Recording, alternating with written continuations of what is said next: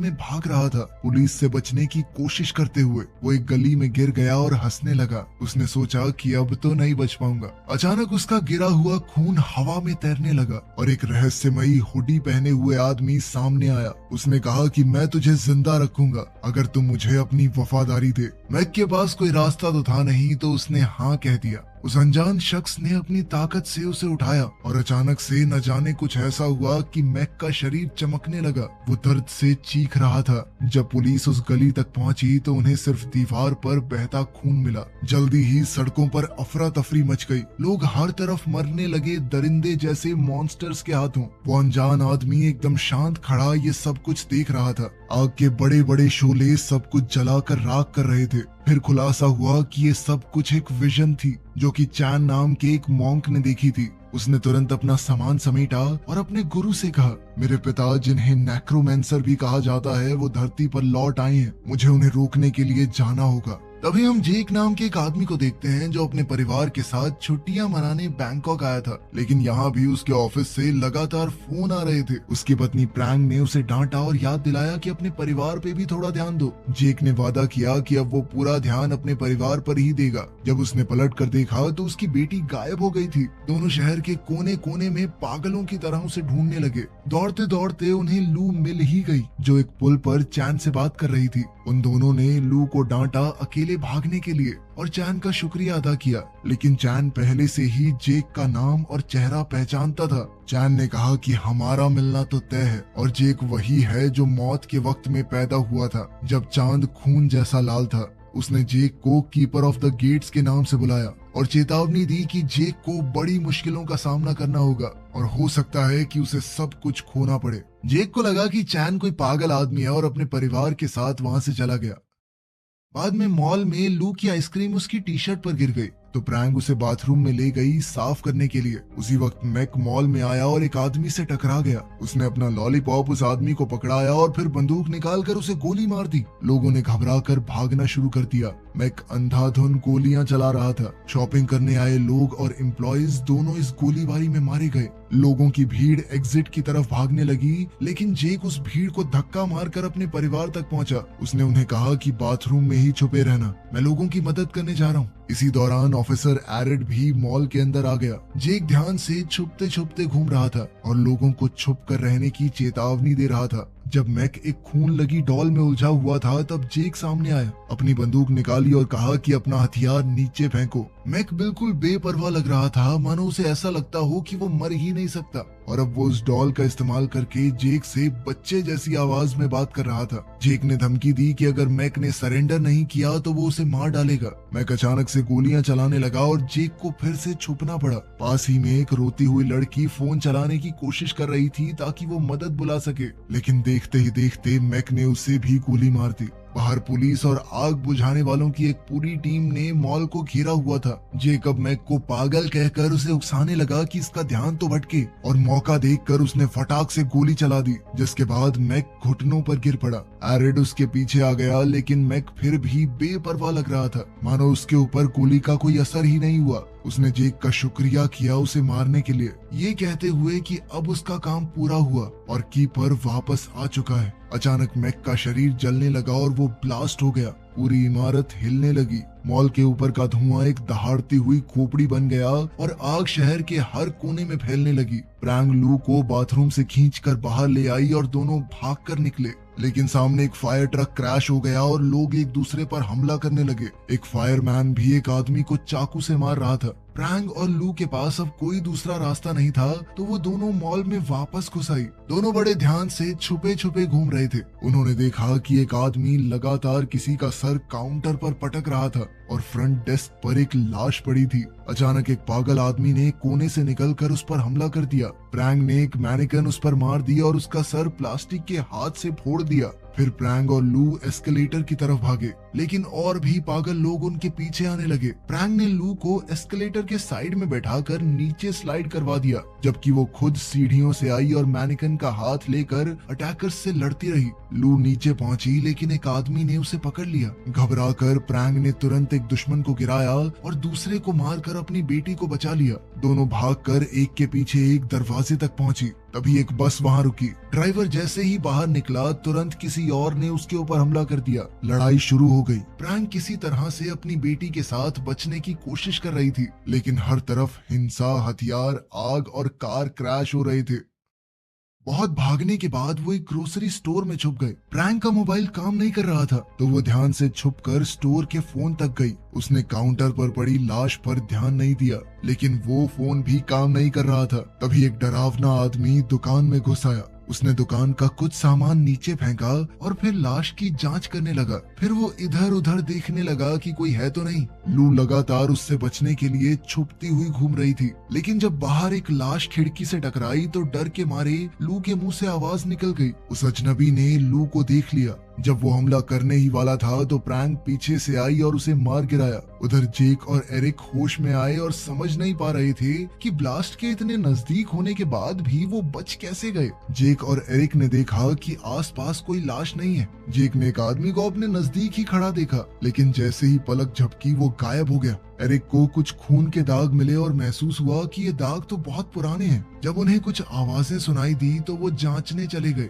और एक औरत उन्हें दिखी जिसके हाथ में चाकू है। उसने पलटकर अपना डरावना चेहरा दिखाया और एरिक पर झपट पड़ी। उसे चाकू घोंपकर मार डाला। जेक ने जब गोली चलाई तो गोलियों का असर ही नहीं हो रहा था। औरत ने उस पर भी हमला किया और लड़ाई शुरू हो गई। बड़ी मुश्किल से जेक ने उसका सर पटक कर उसे बेहोश कर दिया। इसके बाद जेक भागकर छुप गया, लेकिन वो औरत तुरंत समझ गई और उसे ढूंढने लगी। अचानक उसके हाथ पांव लंबे हो गए और वो छत पर चलने लगी। जेक छुप छुप कर घूम रहा था, लेकिन उस औरत ने उसे ढूंढ कर खींच लिया। जेक ने फिर से गोली चलाई, लेकिन उस अजीबोगरीब औरत पर कोई असर नहीं हुआ और अब वो जेक को भी चाकू से मारने की कोशिश करने लगी। घबराकर जेक ने जोर लगाकर उसे धक्का दिया और फिर से भाग निकला। वो दौड़कर जल्दी से बाथरूम में गया, लेकिन उसे अपना परिवार वहां पर नहीं मिला। मॉल के बाकी हिस्सों में ढूंढते हुए जेक ने देखा कि सारा खाना सड़ चुका था। तभी उस औरत ने फिर से हमला कर दिया। जेक ने उस पर कुर्सी से हमला करके वहां से निकलने की कोशिश की। उस औरत ने तुरंत उसका रास्ता रोक लिया तो जेक ने आसपास लटके हुए तार पकड़ के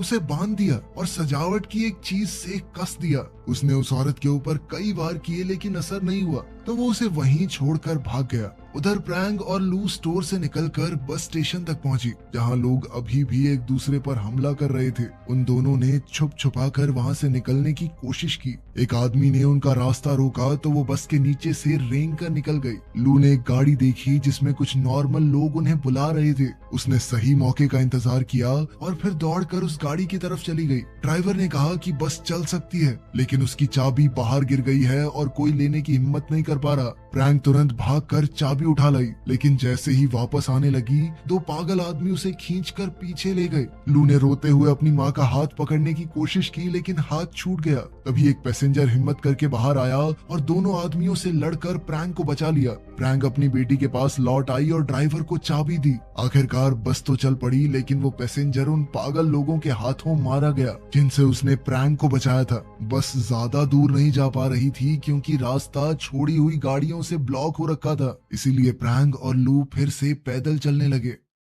कुछ देर बाद वो अपने होटल तक पहुंची, लेकिन वहां भी लाशें ही लाशें मिली। जब वो ऊपर गई तो देखा एक आदमी एक औरत से लड़ रहा है और फिर उनकी तरफ आने लगा। प्रैंक ने एक ट्रॉली बैग को शील्ड की तरह इस्तेमाल करके उस हमलावर को धक्का देकर गिरा दिया। कॉरिडोर के अंत में उन्हें एक और आदमी नजर आया। प्रैंक ने एक बोतल उठाई और उसके सर पर दे मारी। फिर वो और लू अपने कमरे तक पहुंचे और वहां अंदर घुसकर उन्होंने चैन की सांस ली। जब उन्होंने खिड़की से बाहर देखा तो पूरा शहर आग में जल रहा था। प्रैंक कमरे का फोन ट्राई करने लगी, लेकिन वो भी काम नहीं कर रहा। मॉल में जेक अकेला चल रहा था। उसने देखा कि सारी स्क्रीन्स खराब हो गई हैं। अचानक उसने देखा कि वो औरत जो बंधी हुई थी अभी भी जिंदा है और उसे ढूंढ रही है। वो एक खून के तूफान जैसे पोर्टल के पास गई और उसके अंदर से गुजर गई। जेक ने उसके पीछे जाने का फैसला किया। इस अजीब पोर्टल ने उसे सीधा उस बस स्टेशन में गिरा दिया जो बिल्कुल खाली लग रहा था। जेक ने ऊपर देखा तो एक बहुत बड़ा शैतान बिल्डिंग के ऊपर खड़ा होकर उसे देखकर हिल रहा था।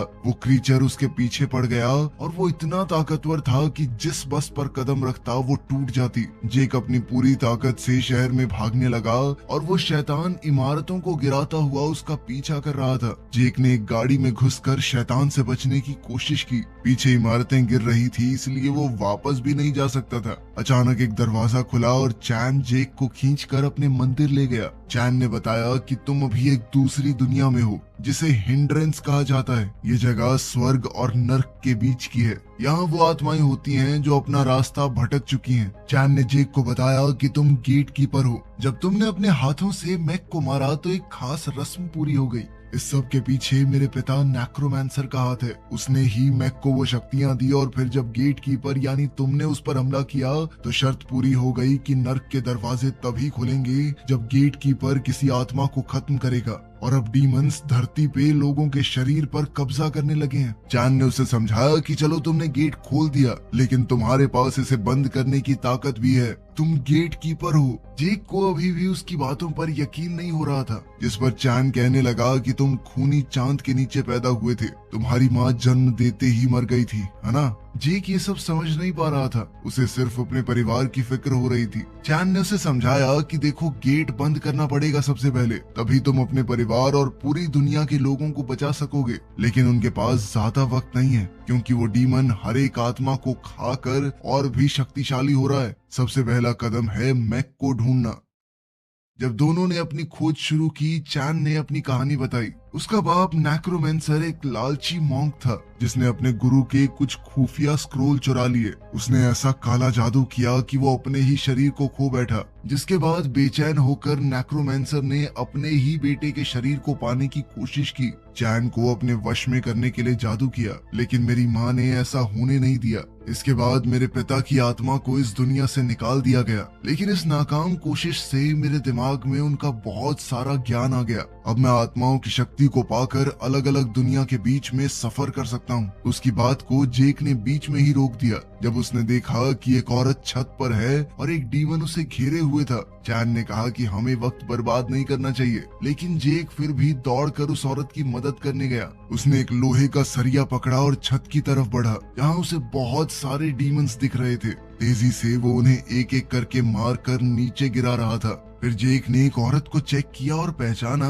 कि ये तो मॉल में थी। वो औरत रो रही थी, जो कुछ हुआ उसे याद करते हुए। वो पछता रही थी कि उसने अपने पति को धोखा दिया। यही वजह थी कि उसकी आत्मा अभी भी भटक रही है। तभी अचानक एक बड़ा सा डीमन पास आया और बिल्डिंग को तोड़ना शुरू कर दिया। जेक ने उसे देखकर लड़की का हाथ पकड़ा और उसे खींचकर भागने लगा, लेकिन डीमन ने लड़की को पकड़ लिया और उसे खा गया। डीमन के चले जाने के बाद जेक फिर से चैन से मिला। उसने चैन को बताया कि लड़की को खुद भी पता नहीं था कि वो मर चुकी है। जेक को याद आया कि मॉल में जो धमाका हुआ था वो बहुत बड़ा था। अब उसे लग रहा था कि वो खुद भी मर चुका है और वो भी ये बात नहीं जानता। चैन ने बताया कि ये एकदम सच है। ये सुनकर जेक टूट गया। अपने परिवार के बारे में सोचकर रोने लगा। चैन ने उसे समझाया कि वो एक खोई हुई आत्मा बन गया है, लेकिन अभी सब कुछ खत्म नहीं हुआ। तुम खास हो अभी भी धरती पर जा सकते हो एक कवच का इस्तेमाल करके। जेक और चैन जब शहर पार कर रहे थे, उन्हें एक उड़ता हुआ राक्षस उनका पीछा करता हुआ दिखा। वो दोनों तुरंत एक बिल्डिंग के अंदर दौड़े, लेकिन वहाँ और भी ज्यादा राक्षस मौजूद थे।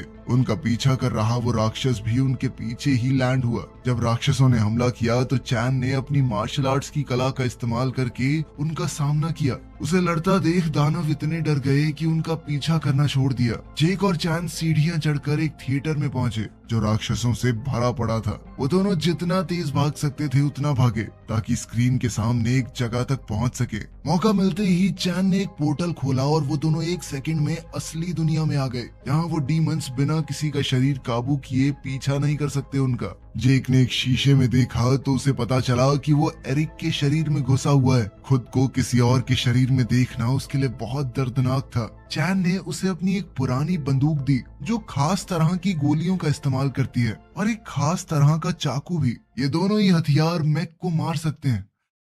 इसी दौरान मैक ने जेक के शरीर को अपने वश में कर लिया था। वो इस शरीर का इस्तेमाल करके होटल के कमरे में प्रैंक के पास पहुंचा। प्रैंक और लू को जेक की बहुत चिंता हो रही थी, लेकिन मैक को उनसे बात करना नहीं आ रहा था। वो सिर्फ मन में अपने असली रूप को घूर रहा था। लू उससे कई सवाल पूछ रही थी, तो मैक ने उसे मॉल में मिली जली हुई डॉल निकाल ली। अचानक कमरे का फोन बजने लगा और मैक ने खुशी से कॉल उठा लिया। साथ ही वो कुछ लिखने लगा। जब तक चैन और जेक कमरे में आए तब तक मैक और जेक का परिवार दोनों गायब हो चुके थे। वहाँ पर सिर्फ वो डॉल थी। चैन को फोन के पास मैक का नोट मिला। तभी जेक को लू की चीख सुनाई दी। वो मदद के लिए चिल्ला रही थी। उसने खिड़की से देखा कि लू पूल के पास है और वो तुरंत होटल से बाहर दौड़ गया। फ्रैंक और लू उसे देखकर डर गए क्योंकि उन्हें लगा कि ये अजीब सा आदमी जिसे हम जानते भी नहीं इतना फ्रैंक क्यों हो रहा है हमारे साथ। इसी मौके का फायदा उठाकर मैक ने जेक को पीछे से मारा और नीचे गिरा दिया। फिर मैक ने जेक को दबाकर पकड़ लिया और कहा कि वो उसकी जिंदगी और उसका परिवार दोनों चुरा लेगा।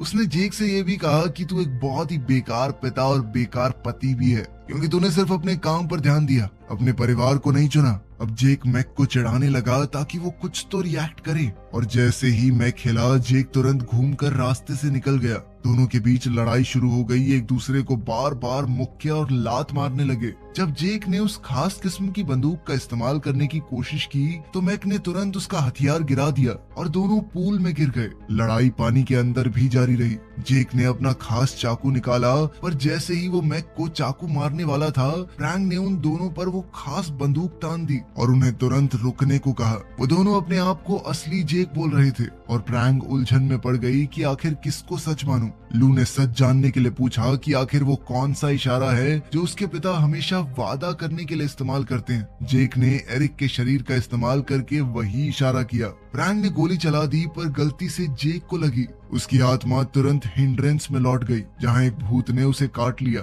असली दुनिया में मैक ने जेक के शरीर का इस्तेमाल करके फ्रैंक से बंदूक छीन ली। लू ने जोर से चिल्लाकर कहा कि ये मेरे असली पापा नहीं है। अचानक एक ब्लड पोर्टल दीवार पर खुला और मैक ने उनसे कहा कि जल्दी से मेरे पीछे आओ। उधर हिंड्रेंस में जेक की आत्मा को चैन ने बचा लिया। उसके पास अभी भी वो चिट्ठी थी जो मैक ने होटल रूम में छोड़ी थी। पता चलता है कि मैक नेक्रोमैंसर के कांटेक्ट में है जो उसे बता रहा था कि गेट ऑफ हेल को कैसे ढूंढना है। वो दोनों भी नेक्रोमैंसर के कहे मुताबिक जंगल में एक सुनसान घर तक पहुंचे जहां एक बहुत बड़ी आग जल रही थी जो गेट ऑफ हेल का निशान है। असली दुनिया में मैक फ्रैंक और लू को उसी जगह ले गया जहां उन्हें एक मास्क वाला आदमी मिला जो असल में नेक्रोमैंसर है। वो बड़ा राक्षस अभी भी वहीं है। जेक और चैन छुपते छुपाते सही जगह तक पहुंचे और चैन ने एक नया पोर्टल खोला। नेक्रोमैंसर ने लू के शरीर को हवा में उड़ाकर उसे गेट के ऊपर लटका दिया। वो उसे मारने की तैयारी करने लगा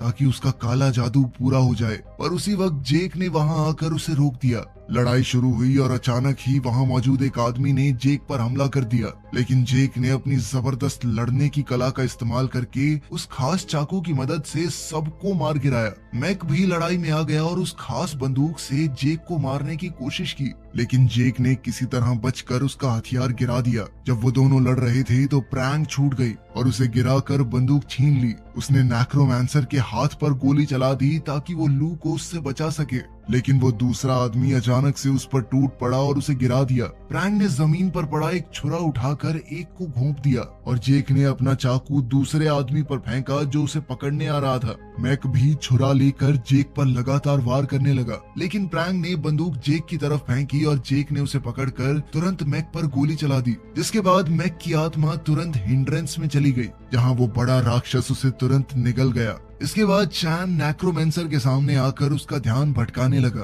ताकि जेक पीछे से उस पर खास खंजर से हमला कर सके। मरने से पहले नेक्रोमैंसर ने बताया कि गेट को बंद करने का एक ही तरीका है, जेक को उसके पार जाना होगा। चैन ने समझाया कि मैंने दूसरा तरीका ढूंढने की कोशिश की थी लेकिन कोई रास्ता नहीं मिला। जेक ने मान लिया कि अब यही मेरी किस्मत है और अपने परिवार को अलविदा कहा। उसने उनसे माफी मांगी कि मैं हमेशा अपने काम में घुसा रहा, तुम्हारे साथ और ज्यादा वक्त बिताना चाहता था मैं। उसने आखिरी बार उन्हें गले लगाया और आग के गेट की तरफ चला गया जिसकी मदद से वो नर्क में पहुंच गया। जेक का शरीर गेट के दूसरी तरफ जाते ही जल उठा और इससे गेट बंद हो गया। दुनिया फिर से नॉर्मल हो गई और फ्रैंक लू को उसकी दादी के घर छोड़ आई। फ्रैंक ने ठान लिया कि वो कुछ भी करके अपने पति को वापस ला कर रहेगी, कोई ना कोई तरीका तो जरूर होगा।